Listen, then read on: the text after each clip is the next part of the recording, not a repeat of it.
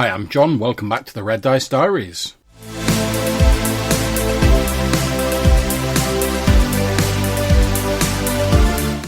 Now, as you can no doubt tell, I'm not joined by Hannah today.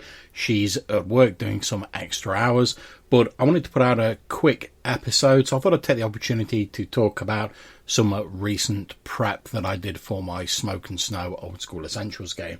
Now, if you've been listening to the podcast and the various bits and pieces I do on YouTube, you'll have no doubt heard about the fact that I'm pretty much enamoured of Sly Flourish's Return of the Lazy Dungeon Master, and I've used a few bits and pieces out of it over the sort of months since I've had the book.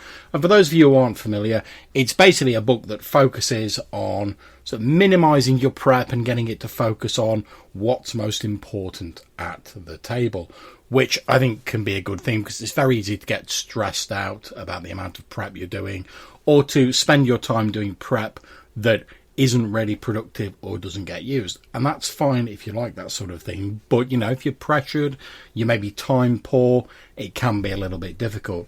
So to go through it in very sort of minimal detail, just to touch on it, Sly Flourish basically comes up with this idea of going through a number of steps. And those steps are review the characters, create a strong start, outline potential scenes, define secrets and clues, develop fantastic locations, and outline important NPCs. There's some other little bits and pieces in there, but in the mainstay, that's pretty much it. And he's made a template available on Notion, a note-taking app, which I have downloaded and installed on my computer, and I've been using this template, and it just lays it all out. So, Session 23, Village of the Leng Mystics, was one of the first sessions I've actually tried doing the full process for, and just tried running per the book Return of the Lazy Dungeon Master. So we had our strong start where we're bringing a new player character in. My friend David joined the game and he wanted to play a rogue, so we started off with him lying almost dead in the snow. He'd been attacked by undead monks and his fellows had been slaughtered. He alone survived, perhaps thanks to the silver dagger that he'd bought at Character Gen, which seemed to injure the undead a great deal more than other weapons that his fellows were using. We'd already established when we chatted about his character previously that he was known to the other player characters. He was a member of their village, and they'd sent him away to do some tasks in the background. And in doing so, he'd acquired a certain amount of experience and had decided that, you know, the sort of life of a poor village dung farmer wasn't for him, and he'd set off in search of the other player characters to join them in their adventures. But we start off with him lying dead, almost dead in the snow, been attacked by these undead monks.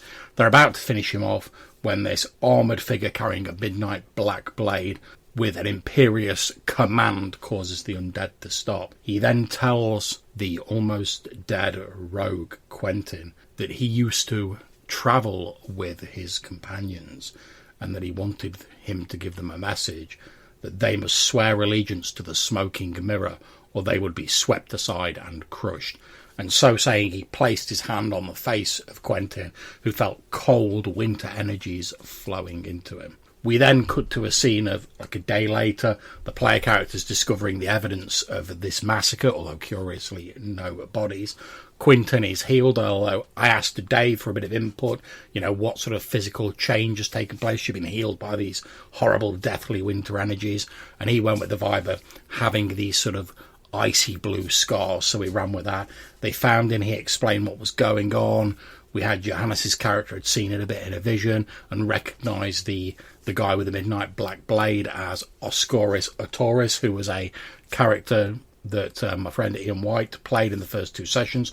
Unfortunately, he had to leave the game, so we sort of just had his character shuffled into the background, and I thought it'd be nice to sort of bring him back as not necessarily a villain per se, but more of like an anti-hero. You know, they've got a bit of history with him rather than me just like parachuting a bad guy in. So we did that. I hashed out a few scenes. I had some secrets and clues written down. They'd decided before the session that they were planning to travel to this village called Leng, populated by these halfling-sized tribespeople, and they'd discovered through their various adventures, the player characters, that apparently when the elder of the Leng is about to die, they do a sort of magical ritual where his successor takes on all the memories and the knowledge of the dying elder. And they've been doing this for hundreds of years, so effectively they have a long, unbroken source of information, which the player characters want to make use of because they're trying to find out more about the stuff that's going on in the background, about this supposedly imprisoned, chaotic deity called the Smoking Mirror, and various other things that occurred in the past.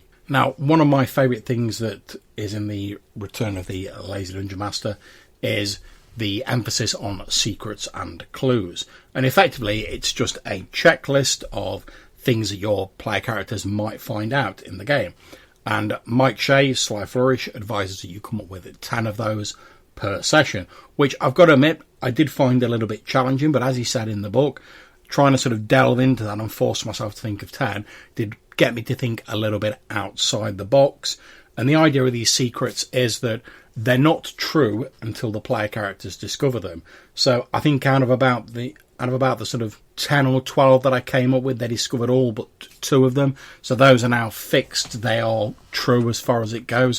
Whereas the others I've discarded. They may get recycled in the future, but they don't have to. They may not be true at all. And I found that very freeing. It meant that when the player characters were talking to the Lang Elder, they're asking him all these questions about the background and stuff like that. I'd got some interesting plot elements I could drop in, but I didn't feel the onus was on me to make sure they discovered all of them. Because if they don't, no harm, no foul. It's just 10 bullet points. It's not like I spent days and days creating these secrets. We also had some locations. Obviously, the village of the Lang Mystics was the main one, and Sly Flourish gives some great ideas on how to make your locations fantastic. Effectively, it advises you to focus on big things and old things, which, let's face it, if you're in the sort of traditional fantasy mode, that tends to be what you remember as being fantastic. So everyone remembers the giant statues from Lord of the Rings. If something's got that patina of age about it, it more immediately sticks in your mind. And then I made a list of the sort of main NPCs that were going to crop up.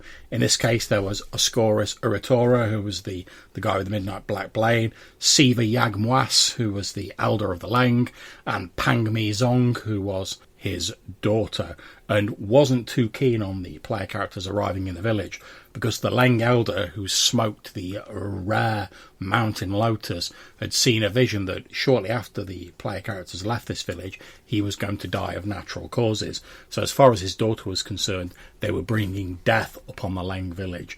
But her father, the Elder, was like, no, this is the way things are supposed to be. I've accepted this. After all, it's not like I'm really dying because part of me will go on in my successor. So it wasn't, although she was threatening them with a bow at first and telling them to get lost, basically, it wasn't really a sort of combat encounter. It was a bit of sort of the players going, oh, what's going on here? Hopefully intriguing them and sort of wanting them to get in and find out a bit more what's going on in the Lang village. And also it sort of gave the idea that although the Elder's very calm and serene and at peace, his daughter is more fiery, she's more young.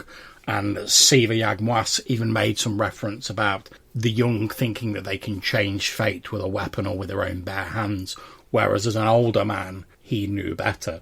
So, what did I think of this method of preparation for the game? Well, I certainly thought it had a lot of promise, to the point where I'm going to use it for my next session, which is taking place next Friday, as and when this comes out. And I don't know whether I'm going to use it full time, because I do love that prep, and I have got a lot of stuff in my VTT of choice, which is Foundry, which I wouldn't really be using if I was doing this method, but I'm sort of straddling the line between the two of them at the minute. I'm still using the maps, I've still got stats for NPCs and stuff in the VTT, but the main sort of planning proportion of my sessions has now moved onto this Notion template, because it just helps me keep it all in one place. And I've always loved the bullet point idea because it's nice and simple. It forces me to focus on what's important and not sort of get too flowery with the descriptions or loads of box text and stuff like that. I want to focus on what's going to make an impact at the start of the game. What are the potentially interesting scenes? What cool shit is there for the player characters to find out? Who are they going to be dealing with? and that's grand as far as I'm concerned. So I'm a pretty big fan of this method of prep, I've got to say. I'm going to see how I get on with it in the future. I may keep using it, I might not, I don't know at the moment, but I'll make sure I let you guys know. Anyway, that's just a short episode to talk about what I'm doing with my games at the minute. I've recently cut down to just running a single game. I put my White Star game on hold just because my workload's increased and I've not really had the time to devote to running 2 games. So I'm now only running a Smoke and Snow OSE campaign one day every other week. So it's like every other Friday, basically. And that's giving me a little bit more time to prep and also meaning I'm not in so much of a rush all the time. So I'm really looking forward to the next session of OSE and trying out this Lazy Dungeon Masters approach even more. Like I said, I'll keep you up to date. If you've got anything you'd like to say, maybe you'd like to feature in a future episode, you can get in touch with us a couple of different ways. You can either leave us a voicemail message using SpeakPipe or Anchor. There'll be a link in the description below. Or you can send us an email to rddrpgpodcast@gmail.com. Until we see you next time, take care, stay safe, and whatever you're playing, have fun.